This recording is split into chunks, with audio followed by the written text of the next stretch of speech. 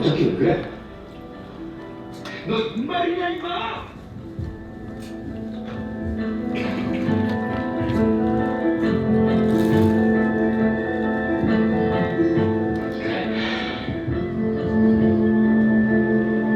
나가온 게 뭔데?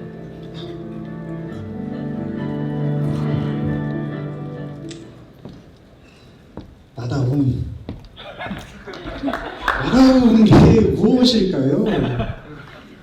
저는 오늘 나다움의 정의에 대해서 얘기하려는 게 아닙니다.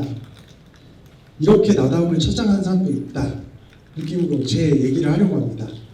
안녕하세요, 타투이스트 꾸덕입니다. 저는 요즘 가장 나답게 살아가고 있다 느낍니다. 라이프 스타일도, 수영도, 그리고 일도. 말보다는 직접 보시는 게 나을 것 같아서 제 일상 영상을 준비했습니다.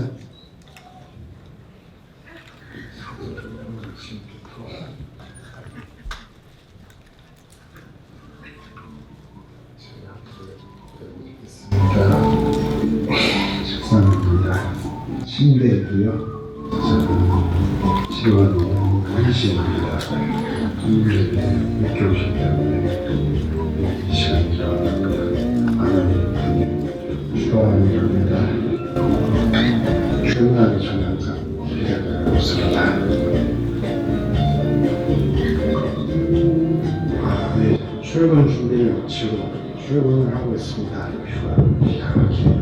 걸어서 오는 거리인데 정신없이 걸음이 좀 있고요. 손님들이 오셨을 때 작업실에는 손님이 오셨습니다. 작업이 끝났습니다. 한번 보여주겠어요? 마음에 드세요? 그러면 집에 가서 여기서는 이렇게 메모를 보면서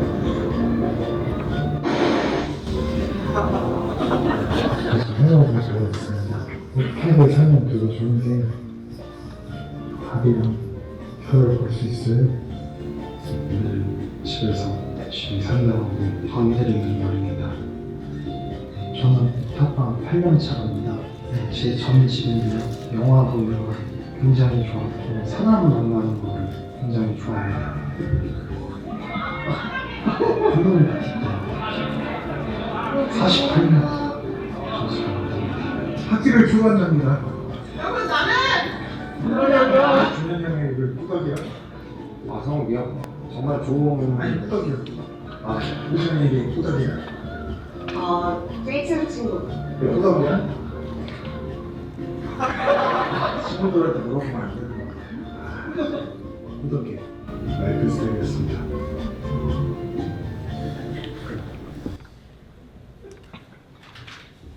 네, 꾸덕이라는 이름으로 활동하고 있는 타투이스트 박상욱입니다. 반갑습니다. 핑크, 수영, 상남자일 줄 알았는데 수줍수줍. 나다움에는 이런 여러 요소들이 있겠지만 저는 오늘 나다운 일을 찾아가고 만들어 나가는 과정에 대해서 얘기하려 합니다. 저는 핸드포크라는 작업을 하는 타투이스트입니다. 핸드포크는 머신을 사용하지 않고 바늘을 직접 손으로 잡고 잉크를 한 땀 한 땀 새기는 그런 방식의 타투입니다. 꾸덕이라는 이름 조금 특이하죠? 저는 광고와 브랜딩을 전공했습니다. 브랜딩에 있어서 네이밍 굉장히 중요하죠.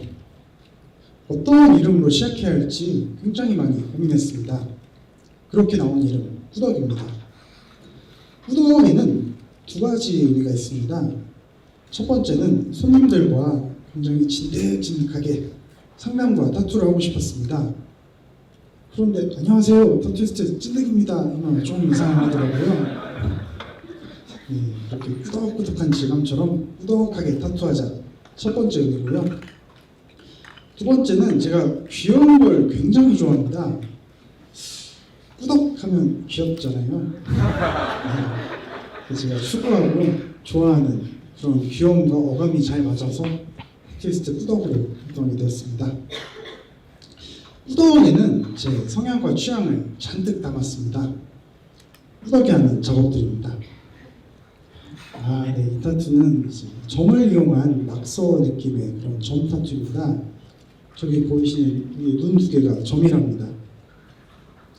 이 손님은 이제 어릴 때부터 좋아하시던 누나가 항상 장난처럼 낙서를 이렇게 해주셨다고 해요. 그때의 그런 순수함을 잃고 싶지 않으셔서 이렇게 작업했습니다.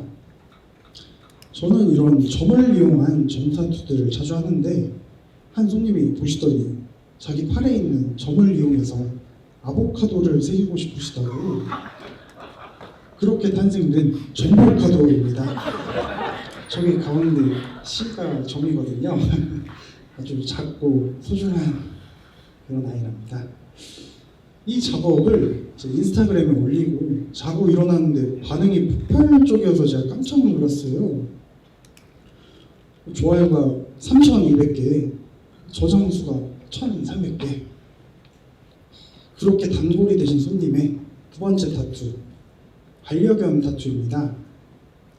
저는 이렇게 후 불면 날아갈 듯한 그런 귀엽고 여리여리한 작업들을 한답니다.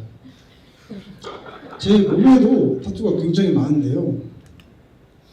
지금 이제 제 왼쪽 팔에 있는 하트몬이라는 친구입니다. 어릴 때부터 항상 이렇게 그리고 직접 새긴 그런 아이랍니다. 이 친구는 보자마자 너무 귀여워서 바로 예약하고 작업한 상어새입니다. 귀엽죠? 이 타투는 제가 가장 아끼는 타투입니다. 어떤 모양인지 짐작이 잘 안 가시죠? 제가 고등학교 때 2년 동안 차고 있었던 눈 보호대입니다. 고등학교에 입학할 때쯤에 제가 사고로 한쪽 눈을 다치게 되었습니다. 집에 가는 길에 뜬금없이 공중전화 박스 유리를 누가 깼는데 하필 제가 그때 옆에 가다가 파편이 눈에 박혀서 실명을 하게 되었습니다. 그때는 정말 하루하루 왜 나한테 이런 일이 일어났을까 하면서 굉장히 힘들어했었습니다. 그러던 어느 날 서울의 병원에서 전화가 왔습니다. 저에게 맞는 각막 기증자가 생겨서 이제 다음날 서울로 올라와서 수술을 해야 된다고. 그 당시 저는 경상남도 창원에 살고 있었습니다. 그렇게 떨리는 마음을 안고 다음날 서울에 올라가서 각막 이식을 받게 되었습니다. 수술이 끝나고 전신마취가 깨고 얼굴에 감겨있던 붕대를 풀었는데 정말 기적처럼 오른쪽 눈에 시력이 돌아와 봤습니다. 그때 각막 기증자분에게 너무나도 감사해서 어떤 분인지 여쭤봤습니다. 법 때문에 정확하게 어떤 사람인지 묻지는 못했지만 저보다 동생이었고 불치병에 걸리셔서 장기 기증을 하고 먼저 세상을 떠나셨다고 들었습니다. 그때부터 매일매일 감사하다고 기도를 했습니다. 하루하루 다시 앞을 볼 수 있다는 게 너무나도 소중했고 하루하루가 감사했습니다. 그렇게 각막 이식을 받고 2년이 지났습니다. 사람이 참 간사한 게 어느샌가 그 고마움을 잊고 지내고 있었습니다. 저는 그 고마움을 평생 잊고 싶지 않았습니다. 그렇게 성인이 되고 친한 형이 하던 타투샵에 가서 사정을 설명해 드렸습니다. 그 형이 듣더니 그럼 너가 직접 새겨보는 건 어떻겠냐 라는 아이디어를 주셨고 이렇게 직접 그린 도안을 머신을 빌려서 제 팔에 직접 새기게 되었습니다. 저는 아직도 이 타투를 보면서 기증자분에게 감사하다고 기도를 합니다. 삐뚤빼뚤하고 완벽하지는 않지만 제게 가장 소중한 타투입니다.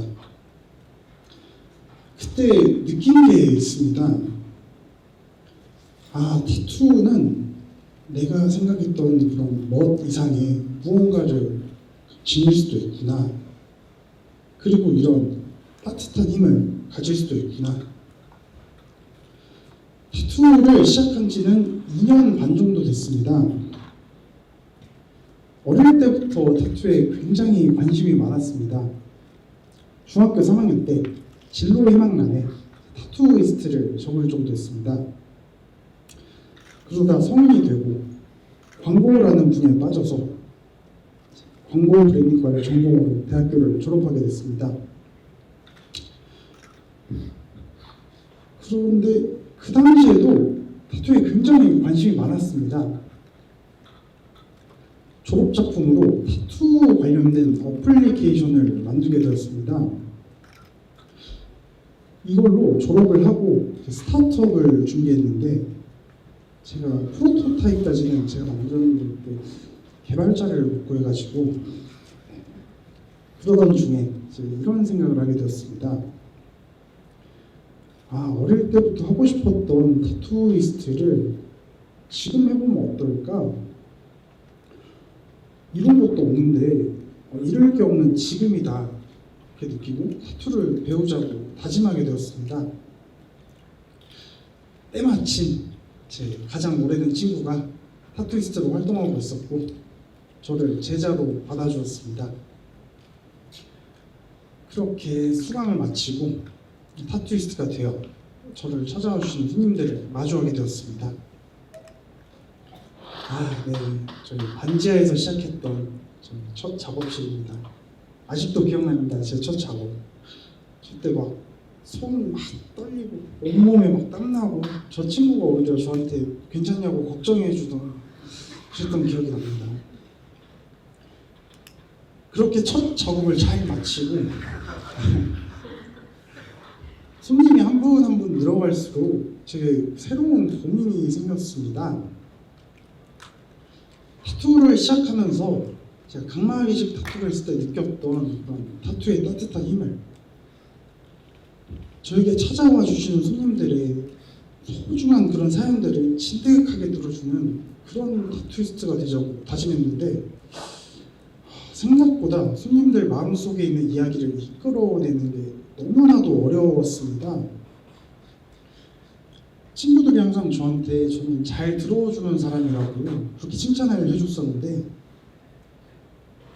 그런 느낌으로 하면 될 줄 알았는데 굉장한 착각이었습니다. 그때 제 한계를 느꼈습니다. 생각해보니 저는 사람의 이야기를 들어주는 걸 따로 공부해 본 적이 없었습니다.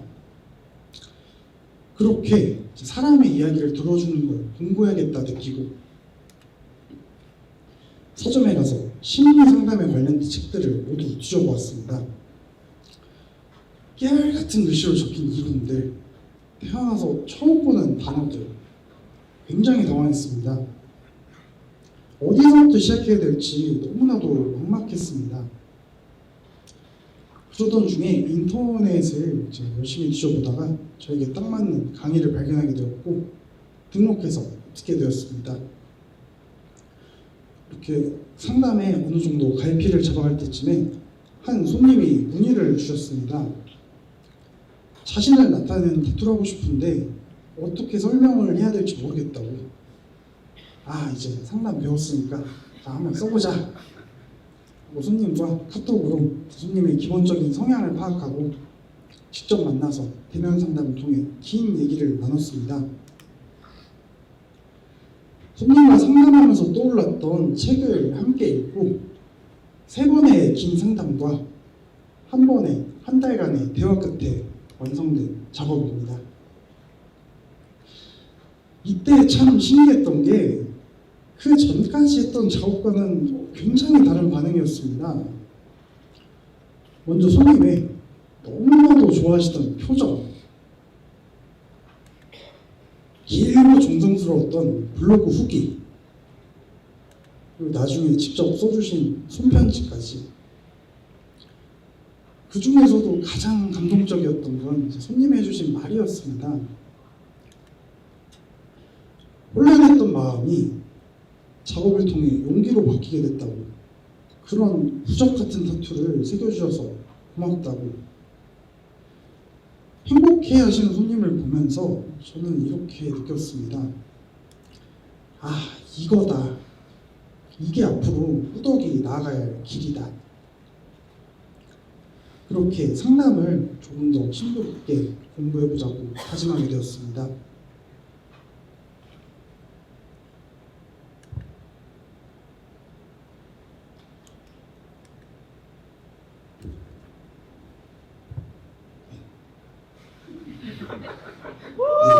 네, 감사합니다. 갑자기 떨리네요.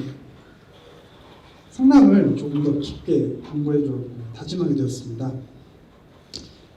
마음속 깊은 이야기에 치유의 의미를 담아 피부에 새기는, 상담을 하면서 느꼈던 그런 생각과 다짐들을 오랫동안 간직할 수 있는 그런 치유의 타투를 하고 싶습니다. 조금 더 나아가 27살 내년의 꾸덕은 새로운 도전을 하려고 합니다. 미술 심리치료를 배우려고 합니다.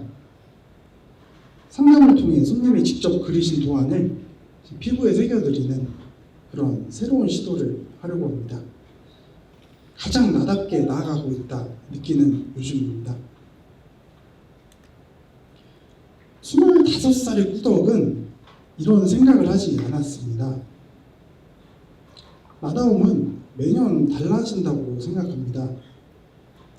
찾아가고 다듬고 내 것으로 만든 노력을 꾸준히 하다 보면 그런 게 하나하나가 쌓여서 나다움을 만들어 나가는 게 아닐까 생각합니다.